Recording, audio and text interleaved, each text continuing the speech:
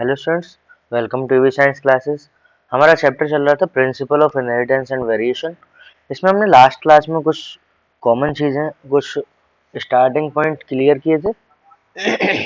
Next हम आगे चलते हैं मेंडल्स लॉ ऑफ इनहेरिटेंस। जो मेंडल्स लॉ थे इनहेरिटेंस के, वो कौन से थे और किस पे बेस्ड थे। मेंडल जो था, मेंडल ने 7 साल इस पे काम किया था, 1856 और टू 1863 तक। ये प्रीवियस ईयर में आया हुआ है। 1856 से लेके 1863 तक काम किया था, 7 साल।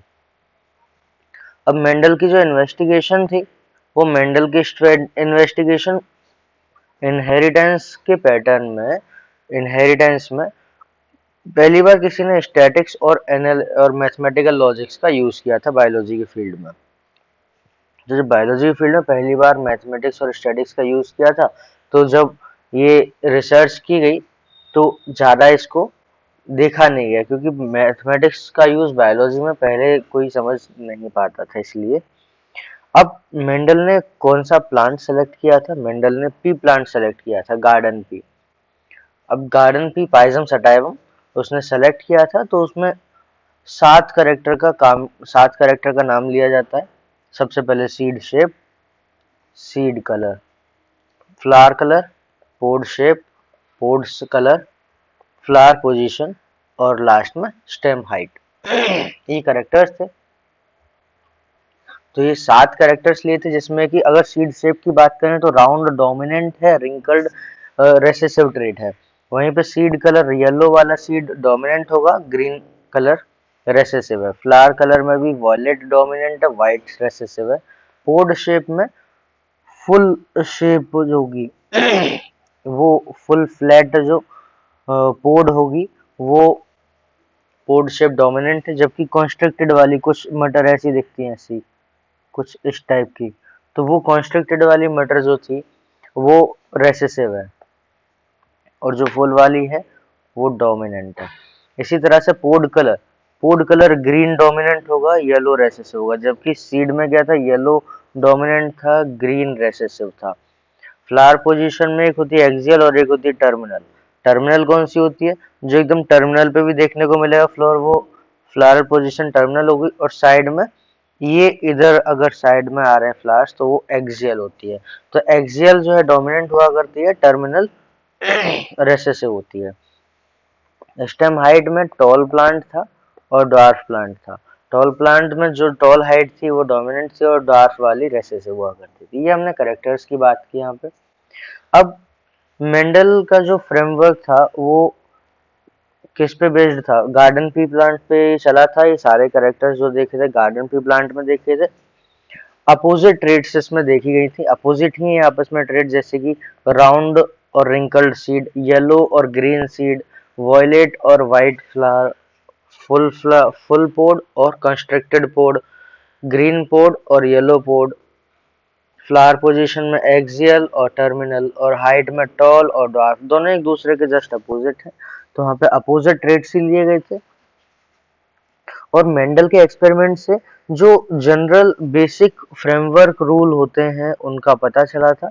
तो governing rule, main governing rule जो थे, उनका इस एक्सपेरिमेंट से पता चल गया था। जिसको मेंडल की बात जब मेंडल ने बताया था, तो मेंडल की बातों को एक्सेप्ट नहीं किया गया था। उसके बाद रीडिस्कवरी हुई थी।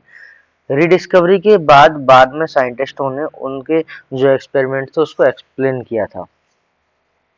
अब मेंडल क्या कराते थे? मेंडल आर्टिफिशियल पॉलिनेशन कराते थे। आर्टिफिशियल पॉलिनेशन को क्रॉस पॉलिनेशन बोल सकते हैं। तो क्रॉस पॉलिनेशन कराया करते थे किसके साथ?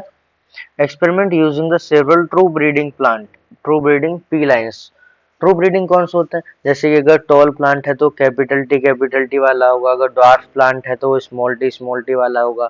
अगर इसमें जो कलर है, मान लो सीड का कलर है, तो सीड का कलर अगर येलो है तो कैपिटल वाई होगा, अगर ग्रीन हो तो स्मॉल वाई होगा। मतलब हाइब्रिड कंडीशन नहीं थी इसकी। तो ये प्योर लाइन है दोनों, ये हाइब्रिड है, इसको नहीं लिया था। तो इस तरह से यहाँ पे काम किया था। मेंडल ने 14 true breeding pea plant varieties ली थी।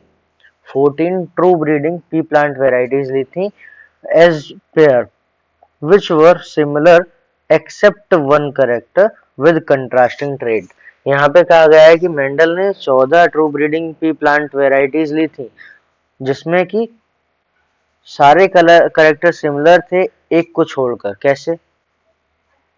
अगर हम इसमें देखें तो जैसे ये प्लांट है, एक प्लांट लिया जिसमें कि टॉल हाइट थी और ड्वार्फ हाइट थी। बाकी में ये जितने भी करेक्टर थे ये कुछ भी हो सकते हैं एक्सेप्ट वन करेक्टर। अगर 14 रेट, एक प्लांट टॉल एक प्लांट ड्वार्फ, ये दो प्लांट हो गए। एक प्लांट वॉयलेट फ्लावर वाला एक प्लांट वाइट फ्लावर वाला, दो ये हो गए। एक प्लांट एक्सियल फ्लावर पोजीशन वाला एक प्लांट टर्मिनल फ्लावर पोजीशन वाला, एक इन्फ्लेटेड और एक कंस्ट्रिक्टेड वाले दो प्लांट ए ग्रीन और येलो पोड कलर के साथ, दो प्लांट ए राउंड और रिंकल्ड के साथ, राउंड और रिंकल्ड सीड शेप के साथ, और दो plant a seed colour yellow और ग्रीन के साथ। इस तरह से टोटल 14 प्लांट्स लिए थे जिसमें से कि एक पेयर, जैसे अगर मान लो एक बार में उसको स्टेम हाइट के बारे में पता लगाना है तो बस उसने स्टेम हाइट वाला जो प्लांट था तो एक तो टॉल वाला था एक ड्वार्फ वाला था, तो ये दो एक पेयर जो था ये कंट्रास्टिंग था। अब ये कंट्रास्टिंग था, बाकी बाकी सारे रेसेसिव हो सकते हैं। बाकी सारे करेक्टर उस प्लांट में, जो एक प्लांट लिया है उस प्लांट में बाकी सारे करेक्टर रेसेसिव होंगे। एक प्लांट कैपिटल टी वाला होगा एक प्लांट स्मॉल टी वाला होगा, क्योंकि एक बार में एक ही करेक्टर को कंसीडर कर रहा था। सेम इसी तरह से एक बार में एक का करेगा तो यहाँ पे भी जैसे हम बात कर सकते हैं जैसे सीड शेप का। सीड शेप की अगर हम बात करें तो एक प्लांट राउंड सीड वाला एक प्लांट रिंकल्ड सीड वाला, बाकी सारे करेक्टर इस समय रेसेसिव लिए जा सकते हैं। तो इस तरह से एक बार में एक करेक्टर की बात की थी। तो यहाँ पे जो लाइन लिखी है इसका मतलब यही है कि मेंडल ने 14 true breeding pea plant varieties ली थी, सबके लिए अलग, सारे करेक्टर्स के लिए अलग, एक राउंड वाला एक रिंकल्ड वाला एक येलो वाला एक ग्रीन वाला एक वॉयलेट वाला एक वाइट फ्लावर वाला एक फुल पोड वाला एक कंस्ट्रक्टेड पोड वाला एक पोड ग्रीन पोड वाला एक येलो पोड वाला एक टर्मिनल एक्सियल वाला एक टर्मिनल वाला एक टॉल वाला एक ड्वार्फ वाला। इस तरह से 14 प्लांट इसने लिए थे जिसमें से where similar which were similar except one character, एक करेक्टर को छोड़ के बाकी सारे सिमिलर थे। मतलब कि एक जिसकी बात एक समय पे की जा रही है, मान लो शीड शेप की बात की जा रही है, बस वही सिमिलर नहीं होगा सबसे, बाकी सारे सिमिलर होंगे, सारे रेसेसिव कंडीशन में होंगे। बस यही डोमिनेंट रेसेसिव मिलेंगे, बाकी सारे रेसेसिव कंडीशन में मिलेंगे, ऐसा यहाँ पे कहा गया है। अब अब ये जो हमें यहाँ पे दिखाई दे रहा है क्या है प्रोसेस, हमने इससे लास्ट चैप्टर जो पढ़ा था sexual reproduction in flowering plant, तो उसमें पढ़ी हुई है आर्टिफिशियल ब्रीडिंग कराने के लिए हम क्या करते थे। तो आर्टिफिशियल ब्रीडिंग कराने के लिए सबसे पहले ये जैसे बाइसेक्सुअल फ्लावर है, इस बाइसेक्सुअल फ्लावर में इमेस्कुलेशन करेंगे। क्या करेंगे? इमेस्कुलेशन। इमेस्कुलेशन क्या था?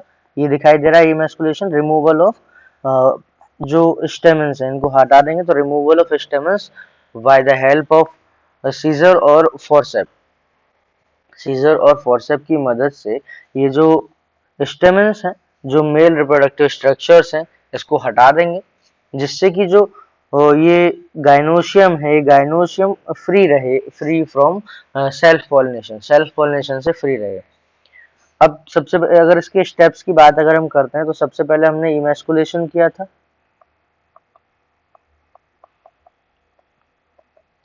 इमेस्कुलेशन क्या था? Removal of स्टेमन from the bisexual flower.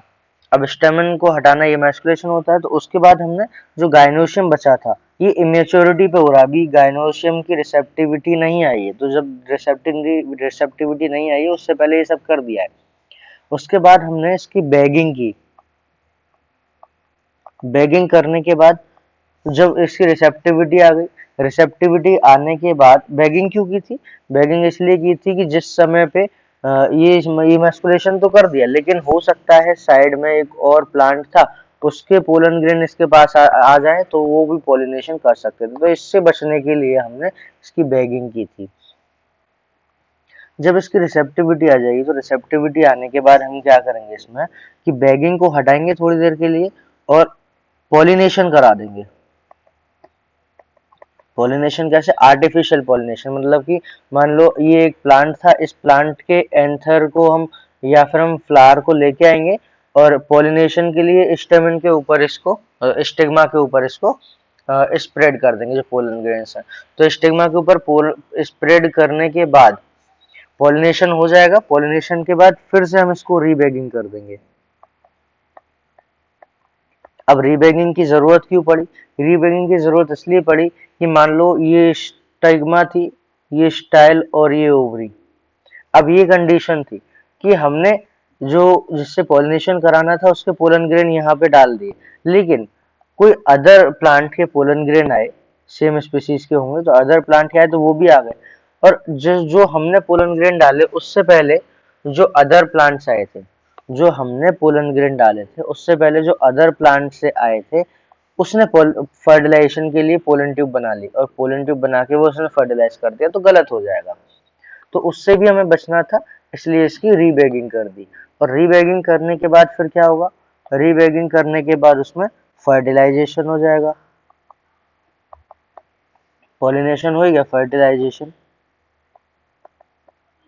और फर्टिलाइजेशन के बाद जो क्रॉस हम चाहते थे वही पॉसिबल होगा वहां पे। तो हम कहेंगे जो मतलब कि मन में जो सोचा था, जो पॉलिनेशन कराना था, वही एग्जैक्ट पॉलिनेशन यहाँ पे देखने को मिल जाएगा।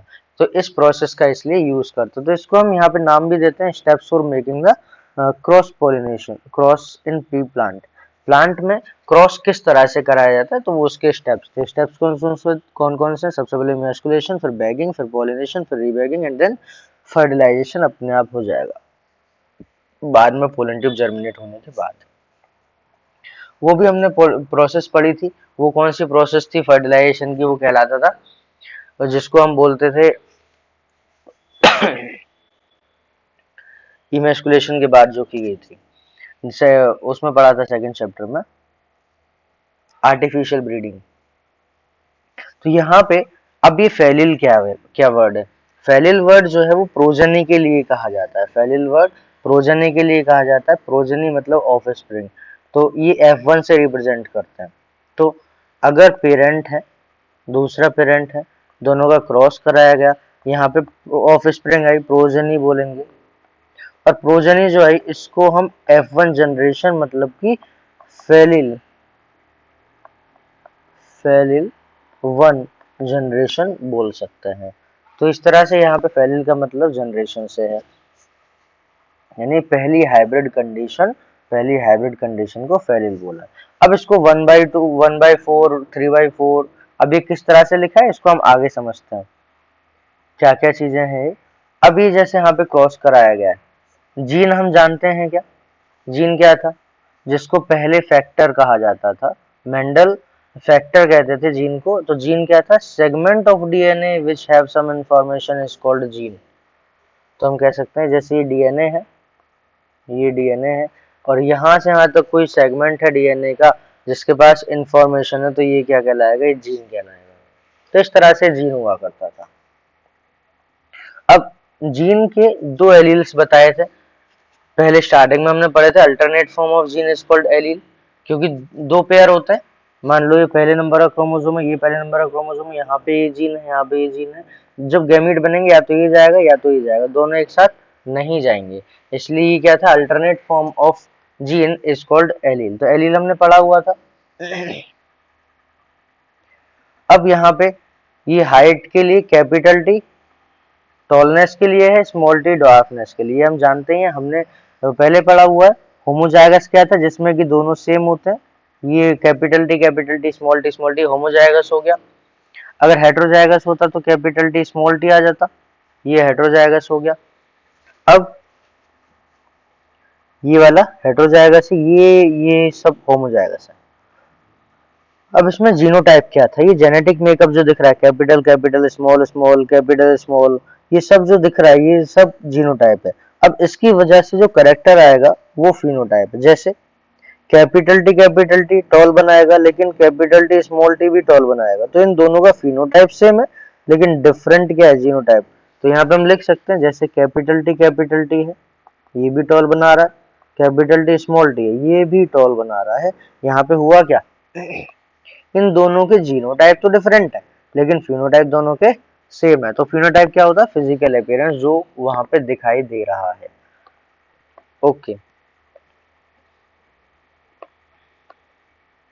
नेक्स्ट हम बात करते हैं यहाँ पर रेसेसिव और डोमिनेंट की। तो हम बहुत अच्छे से जानते हैं रेसेसिव क्या, डोमिनेंट क्या था और रेसेसिव क्या था। जो हेट्रोजाइगस कंडीशन में, जो हाइब्रिड कंडीशन में जो ट्रेट अपने आप को एक्सप्रेस कर दे वो रेसेसिव डोमिनेंट ट्रेट है। जो ट्रेट अपने आप को एक्सप्रेस कर दे वो डोमिनेंट ट्रेट है, और जो अपने आप को एक्सप्रेस नहीं कर पाए वो रेसेसिव है। तो यहाँ पे जो ड्वार्फ है वो रेसेसिव है और जो टॉलनेस है वो डोमिनेंट है। और इसी तरह से अगर जीन के रेस्पेक्ट में बात करें तो यहाँ पे कैपिटल टी था, यहाँ पे स्मॉल टी था, ये कैपिटल टी था और यहाँ पे ये स्मॉल टी था। अब एक्सप्रेस कौन सा वाला हुआ है? हम जानते हैं जो कैपिटल टी होता है वो टॉलनेस के लिए रेस्पॉन्सिबल है और स्मॉल टी ड्वार्फनेस के लिए रेस्पॉन्सिबल है। तो यहाँ पे प्लांट कैसा बनेगा? हाइब्रिड कंडीशन में प्लांट बनेगा टॉल, मतलब कि जो कैपिटल टी है वो डोमिनेंट है और स्मॉल टी जो है वो रेसेसिव कंडीशन में है। तो डोमिनेंट और रेसेसिव क्या थे वो हमने यहाँ पे सीख लिए। नेक्स्ट हम बात करते हैं यहाँ पे रेसेसिव डोमिनेंट की हो गई। रेसेसिव डोमिनेंट के बाद यहाँ पे आता है मोनोहाइब्रिड क्रॉस। क्या है मोनोहाइब्रिड क्रॉस? क्या होता है कि अगर एक बार में एक करेक्टर की बात की जाए, एक बार में एक करेक्टर की बात की जाए तो उस क्रॉस को हम मोनोहाइब्रिड क्रॉस बोल देंगे। और अगर एक बार में एक से ज्यादा, जैसे कि एक बार में दो करेक्टर्स की बात की गई तो डाइहाइब्रिड क्रॉस, तीन की बात की गई तीन ट्राइहाइब्रिड क्रॉस, चार की बात की गई तो टेट्राहाइब्रिड क्रॉस। यहाँ पे सेग्रीगेशन हम देखेंगे क्या होता है। हेट्रोजाइगस हमने देख ही लिया था, कैपिटल टी स्मॉल टी वाला, कैपिटल आर स्मॉल आर वाला। पन्नेट स्क्वायर जो था वो आरसी पन्नेट ने दिया था, ये भी पी बाई क्यू है, आ चुका है। आरसी पन्नेट ने पन्नेट स्क्वायर दिया था, ये जो दिखाई दे रहा है यही पन्नेट स्क्वायर है, इसको हम चेकर बोर्ड भी बोलते हैं। यही पन्नेट स्क्वायर है, इसको हम चेकर बोर्ड भी बोलते हैं। जनरली जो फीमेल ड्वार्फ है, जो रेसेसिव कंडीशन होती है उसको फीमेल माना जाता है और जो डोमिनेंट कंडीशन होती है उसको मेल माना जाता है। जैसा जनरल केस में है हमेशा ऐसा हो ऐसा जरूरी नहीं रहेगा। नेक्स्ट यहाँ पे ये जो कैलकुलेशंस दिखाई दे रही हैं इन सबको हम अभी समझते हैं। अब जैसे यहाँ से हम समझना शुरू करते हैं क्रॉस को। अभी क्रॉस क्या कह रहा है? क्रॉस का कहना है कि मान लो एक कैपिटल टी प्लांट था, जैसा कि यहाँ बना हुआ भी है, एक टॉल प्लांट, एक ड्वार्फ प्लांट। क्योंकि जो मेंडल थे, मेंडल ने प्योर लाइन ब्रीड ली थी, तो प्योर लाइन का मतलब क्या था? प्योर लाइन का मतलब था कि कैपिटल कैपिटल होना चाहिए, स्मॉल स्मॉल होना चाहिए, मतलब कि एकदम हाइब्रिड कंडीशन ना हो। अब जब गैमीट बनाएंगे तो गैमीट बनाते समय कैपिटल टी एक तरफ, कैपिटल टी एक तरफ, इधर भी दो गैमीट आ गए, स्मॉल टी एक और स्मॉल टी एक। अब ये जो गैमीट्स आए इसके लिए हम पन्नेट स्क्वायर बनाएंगे।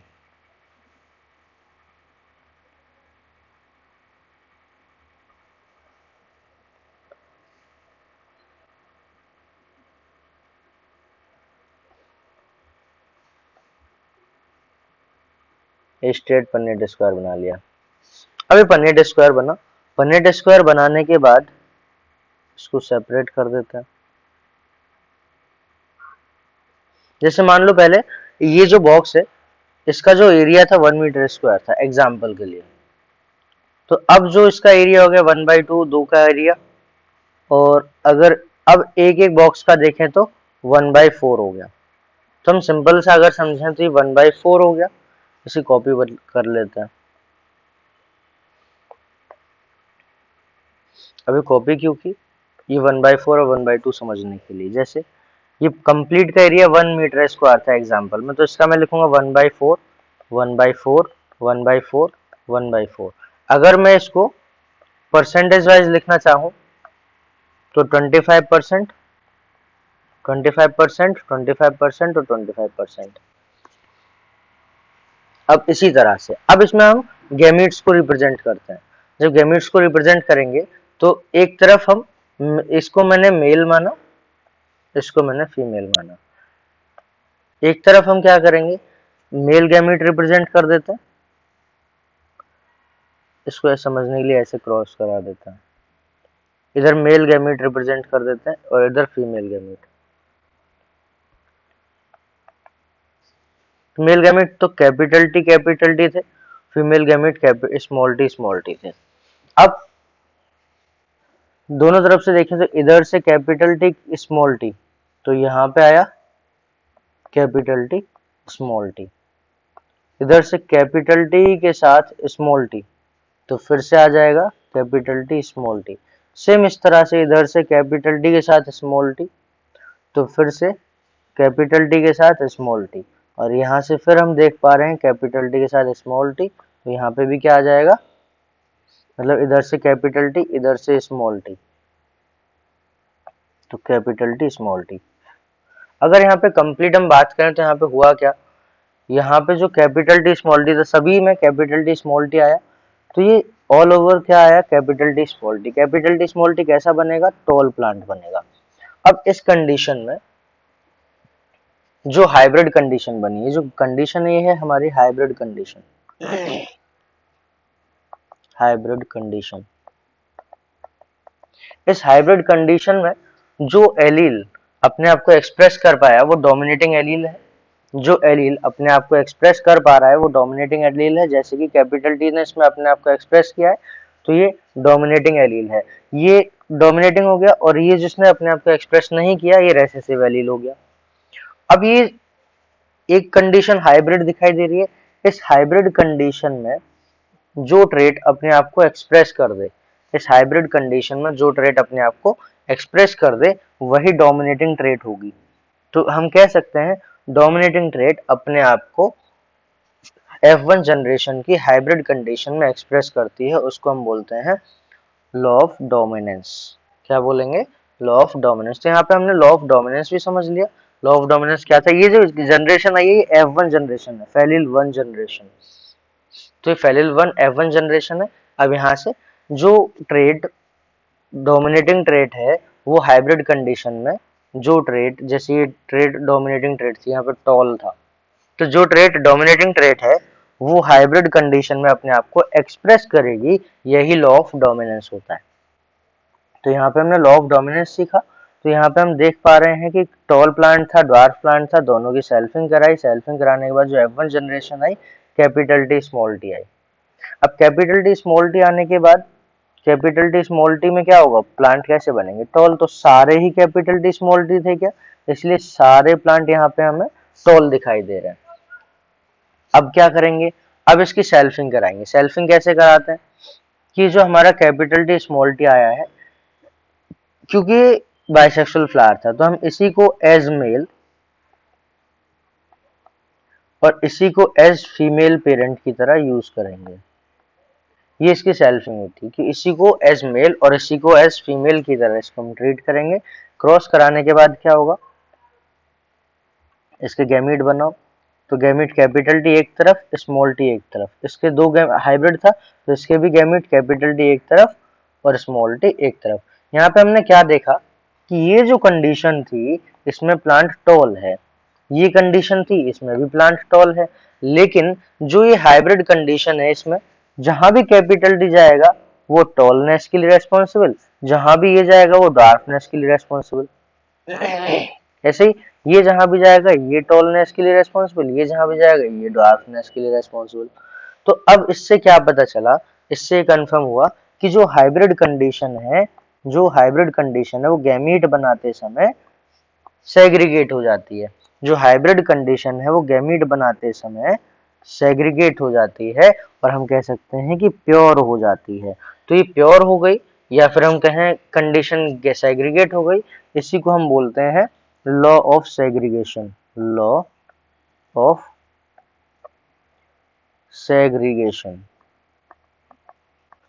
और प्योरिटी ऑफ गैमीट्स, इसी को हम लॉ ऑफ सेग्रीगेशन और प्योरिटी ऑफ गैमीट्स बोलते हैं। तो लॉ ऑफ सेग्रीगेशन और प्योरिटी ऑफ गैमीट्स हम कब पढ़ते हैं, जब सेकंड जनरेशन के लिए गैमीट फॉर्मेशन होते हैं, जब सेकंड जनरेशन के लिए गैमीट फॉर्मेशन होते हैं उसके उस समय पे हम लॉ ऑफ सेग्रीगेशन और प्योरिटी ऑफ गैमीट्स पढ़ते हैं। और F1 जनरेशन जब आई थी तो यहाँ पे हमने लॉ ऑफ डोमिनेंस पढ़ा था, लॉ ऑफ डोमिनेंस हमने यहाँ पे पढ़ा था। तो ये लॉ ऑफ डोमिनेंस और लॉ ऑफ सेग्रीगेशन हो गए। अब इसमें हम क्या देखते हैं, फिर से हम पन्नेट स्क्वायर बनाएंगे। इस पन्नेट स्क्वायर को इधर से उठा लेता हूं।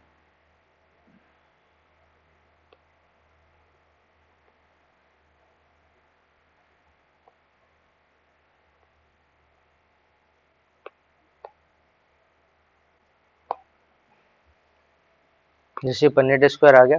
अब यहाँ पे गैमीट जो बनाए थे हमने, वो गैमीट रिप्रेजेंट करेंगे।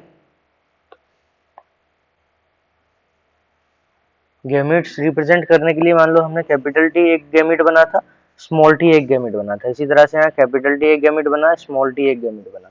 अब गैमीट बनाने के बाद क्या होगा, इधर से कैपिटल इधर से कैपिटल, तो दोनों हो गए capital capital capital capital T और कैपिटल टी। अब ऐसे इधर इधर से कैपिटल और इधर से स्मॉल, तो हम लिखेंगे कैपिटल टी स्मॉल टी।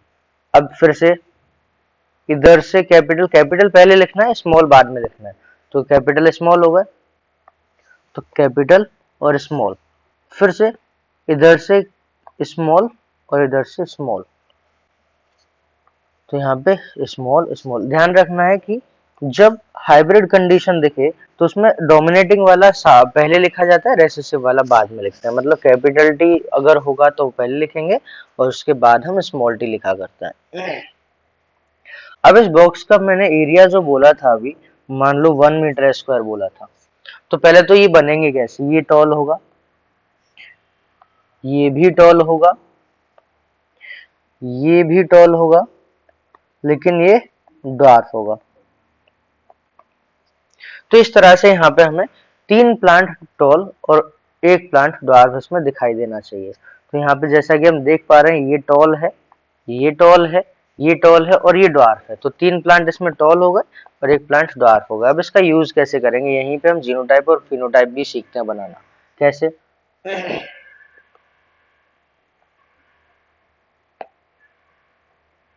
कि इसमें इस केस में हमें, इसको हमने मेल मान लिया था, इसको हमने मेल मान लिया था और इसको हमने फीमेल मान लिया था। इधर वाले जो गैमेट है फीमेल के, इधर वाले गैमेट मेल के। ओके, अब यहाँ पे अगर मैं देखूं तो मुझे जीनोटाइप क्या दिख रहा है,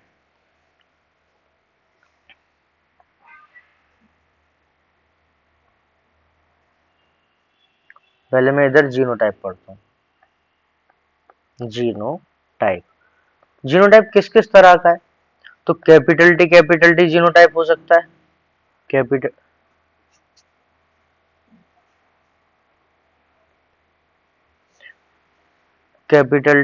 कैपिटल टी जीनोटाइप हो सकता है। दूसरा capital T small T genotype हो सकता है। तीसरा स्मॉल टी जीनोटाइप हो सकता है। तो ये 3 तरह के जीनोटाइप यहाँ पे पॉसिबल है। अब इसमें से कितने कितने आएंगे जीनोटाइप में, कैपिटल वाले कितने, एक एक कैपिटल वाला है, 2 कैपिटल टी स्मॉल टी वाले हैं और एक स्मॉल टी वाला। तो यहाँ पे हम रिप्रेजेंट करते हैं, कैपिटल टी वाले कितने हैं, एक, कैपिटल टी स्मॉल टी वाले 2, तो कैपिटल और स्मॉल टी वाले एक। तो रेशो क्या है जीनोटाइप, 1:1, जीनोटाइपिक रेशो 1:1। अगर इसको मैं फ्रैक्शन के फॉर्म में लिखना चाहूँ तो इसको मैं 1/4 बोलूंगा, इसको भी 1/4 बोलूंगा, इसको भी 1/4 बोलूंगा और इसको भी 1/4 बोलूंगा। तो इस तरह से कैपिटल टी कितने बॉक्स, एक, तो इसलिए 1/4, कैपिटल टी स्मॉल टी के 2, तो इसलिए 2/4 मतलब 1/2 और इसके भी 1/4। तो क्या आया, 1/4, 1/2 और 1/4। ये आ गया फ्रैक्शन में।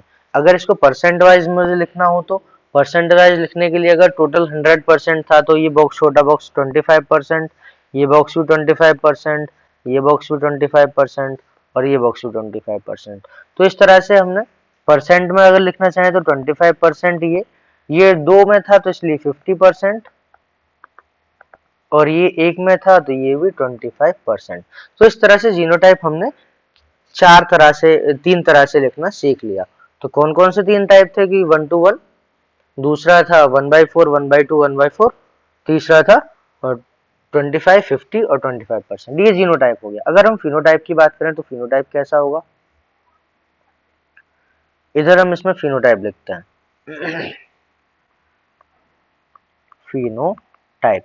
तो फिनोटाइपिक रेशियो कैसे निकालेंगे, फिनोटाइपिक रेशियो निकालने के लिए यहाँ पे क्या होगा, सबसे पहले प्लांट, जैसे टॉल प्लांट हुआ, तो टॉल प्लांट में यहाँ पे टॉल कितने हैं, इसमें एक टॉल, दो टॉल, तीन टॉल, तो टॉल प्लांट हो गए तीन, तो चार में से तीन प्लांट टॉल है, मतलब कि अगर टॉल प्लांट देखें तो उसका रेशो किसके साथ, ड्वार्फ प्लांट के साथ। तो टॉल प्लांट कितने थे, तीन, ड्वार्फ कितने थे, एक, तो 3:1 फिनोटाइपिक रेशियो आ गया। अगर मैं इसको फ्रैक्शन के फॉर्म में लिखना चाहूँ तो 3/4, क्योंकि तीन बॉक्सेस हैं टॉल के तीन बॉक्स, ये टॉल, दूसरा और तीसरा, तो तीन बॉक्सेस हैं टॉल के, इसलिए 3/4 लिखेंगे। और इधर हम लिखेंगे 1/4, ये फ्रैक्शन की फॉर्म में मैंने लिख दिया, 3/4 रेशो 1/4।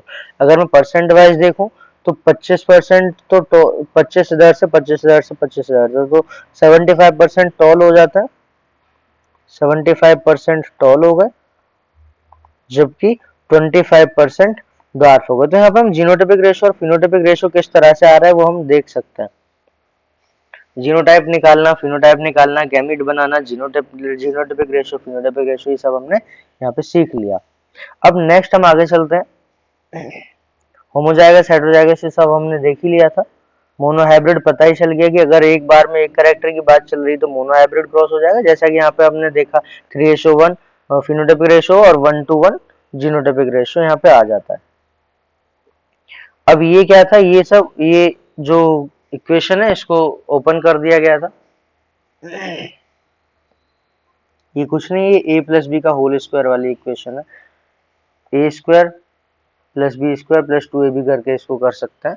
और बाकी इसमें a प्लस बी का होल स्क्वायर कैसे किया, जैसे t था, half T plus half T small T का स्क्वायर है, तो इसमें half T plus half T into half T plus half T, तो इस तरह से इसको कर दिया गया। तो जब मल्टीप्लाई करेंगे एक बार इसका इसके साथ, तो 1/2 इंटू 1/2 1/4, फिर इसका इसके साथ 1/2 1/2 1/4, तो 1/2 1/2, इस तरह से 1/4 प्लस 1/2 प्लस 1/4 इस तरह से आ जाएगा।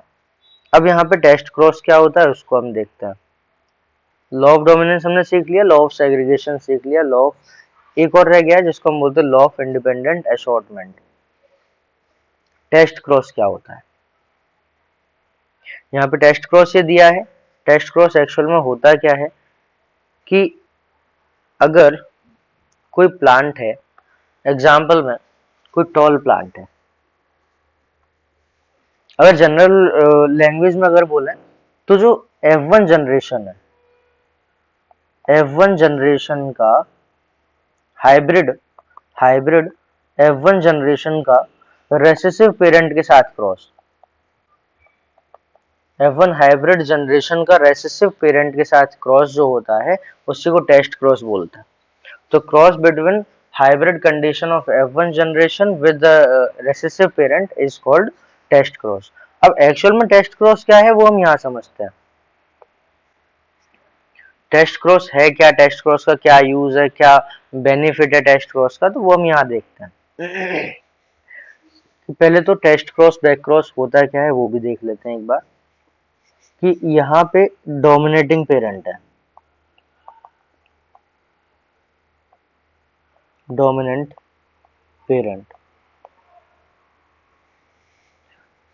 डोमिनेंट पेरेंट हम वो ले सकते हैं कैपिटल टी, यहाँ पे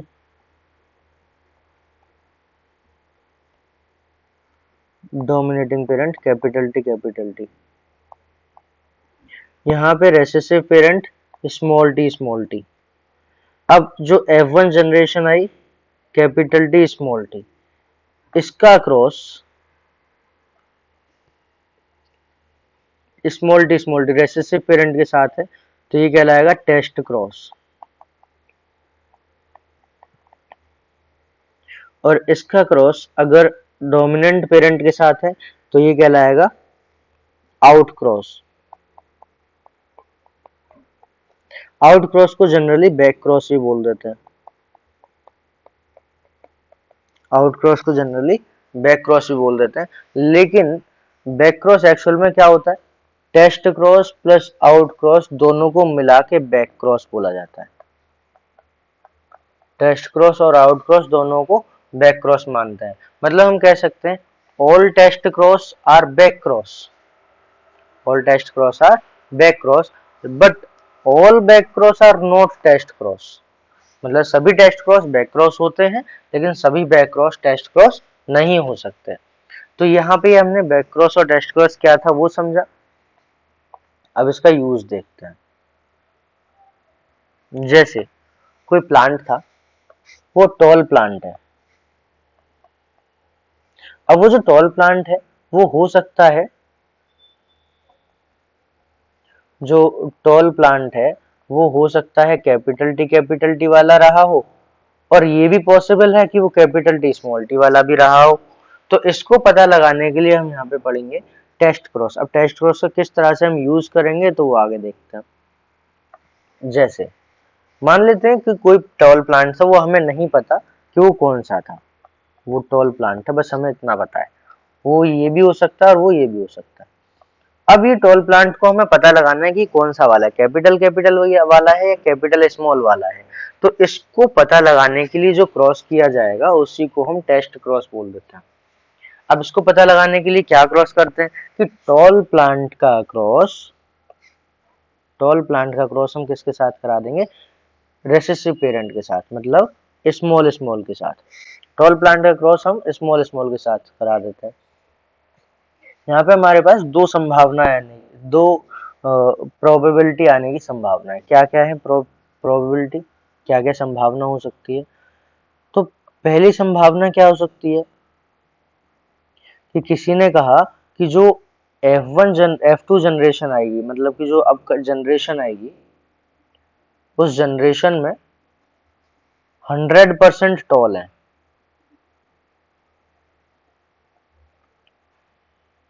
पहले इसको गैमीट बना लेते हैं। यहाँ पे ये एक बॉक्स हो गया, इसके जैसे दूसरा एक और बना लेते हैं इधर, क्योंकि दो प्रोबेबिलिटी आने की आ सकती हैं। अब दो प्रोबेबिलिटी क्या क्या आएंगी, अब इसके गैमीट भी बना लेते हैं पहले, क्योंकि इसके तो गैमीट फिक्स हैं। इसके गैमीट तो स्मॉल टी और स्मॉल टी ही बनेंगे। जब स्मॉल टी बनेंगे तो एक बार इधर भी स्मॉल टी लिख देते हैं, एक बार इधर भी स्मॉल टी लिख देते हैं। तो एक तो फिक्स हो गया कि स्मॉल टी ही आना है। तो सभी में एक गैमीट तो स्मॉल टी वाला जाएगा ही, सभी में एक गैमीट तो स्मॉल टी वाला जाएगा ही। तो एक तो स्मॉल टी वाला हो गया सब में, जो स्मॉल टी वाला हो गया। अब यहाँ से प्रोबेबिलिटी क्या बनती है कि एक कंडीशन में कहा कि 100% टॉल, मतलब कि ये जो चारों दिखाई दे रहे हैं, चारों बॉक्सेस में सभी टॉल आएंगे, ऐसा किसी ने कहा।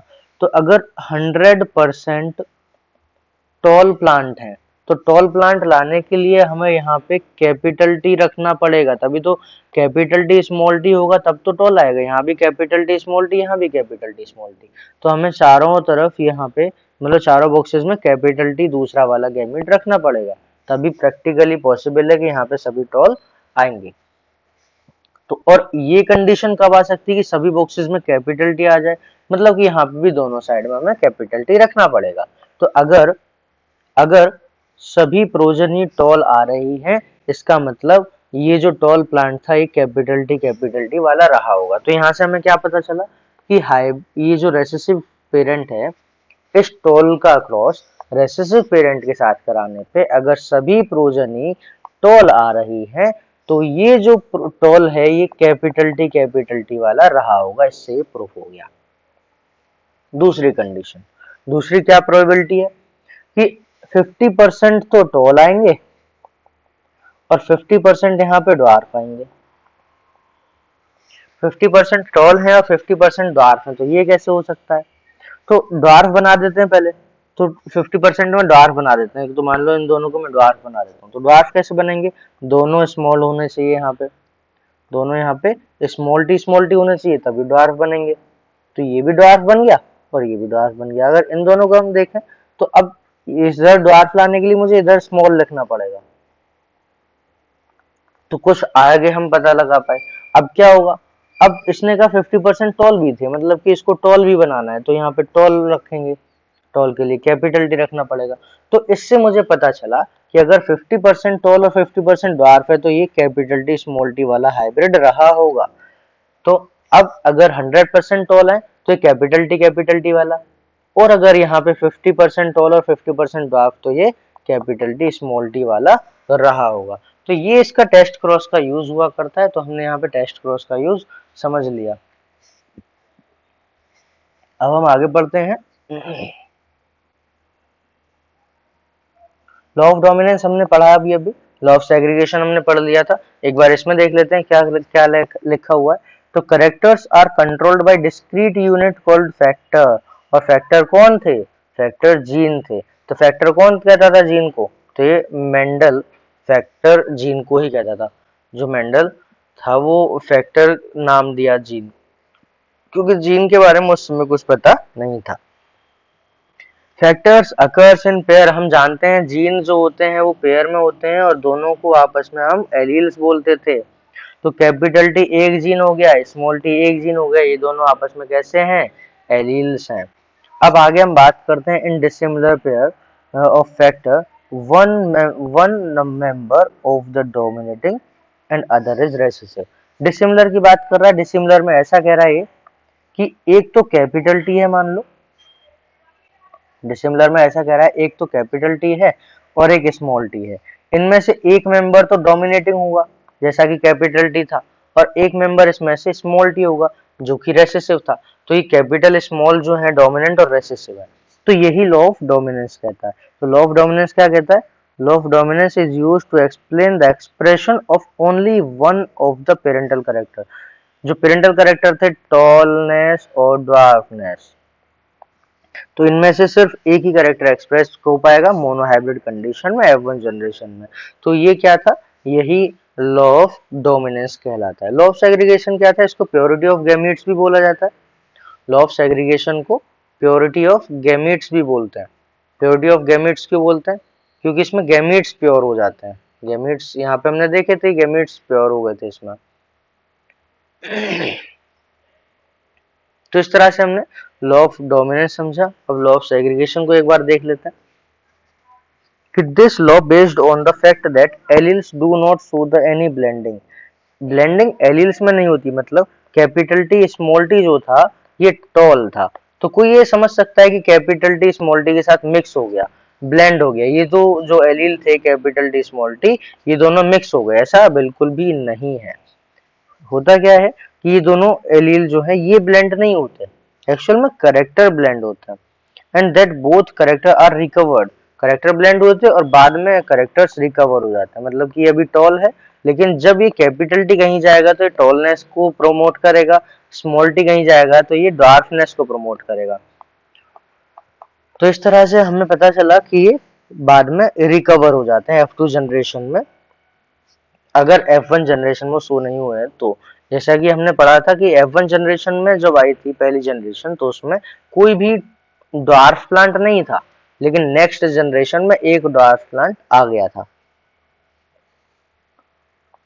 अब gamete receive only one of the two factors, जैसे हमने दो फैक्टर लिखे थे, तो गैमीट में तो एक ही जाएगा ना, या तो कैपिटल टी जाएगा या तो स्मॉल टी जाएगा, तभी तो इन दोनों को आपस में अल्टरनेट फॉर्म बोल रहे थे। तो alternate form of gene is called allele, तो ये दोनों आपस में अल्टरनेट फॉर्म थे इसीलिए इन दोनों को एलील बोल रहे थे। Of course homozygous parent produce all gametes that are similar when a heterozygous while a heterozygous parent produce two kind of gamete, मतलब कि अगर होमोजाइगस पेरेंट है कोई, मान लो कैपिटल टी वाला है, तो कैपिटल टी वाला जब दो गैमीट बनाएगा तो इसके दोनों गैमीट सेम होंगे क्योंकि दोनों के पास ही कैपिटल टी। जबकि एक हाइब्रिड कंडीशन वाला अगर पेरेंट होगा तो वो दो तरह के गैमीट बनाएगा, एक गैमीट कैपिटल टी के साथ होगा और एक गैमीट स्मॉल टी के साथ होगा। तो इस तरह से ये बात कर रहा है, जो कि दोनों इक्वल प्रोपोर्शन में होंगे, 50-50% इस तरह के गैमीट होंगे, ये 50% टॉल वाले और 50% ड्वार्फ वाले। इस तरह से हमने इसके लॉ ऑफ डोमिनेंस और लॉ ऑफ सेग्रीगेशन पढ़ा। नेक्स्ट टॉपिक इसमें इनकम्प्लीट डोमिनेंस है, तो इसको हम नेक्स्ट क्लास में पढ़ेंगे। Thank you.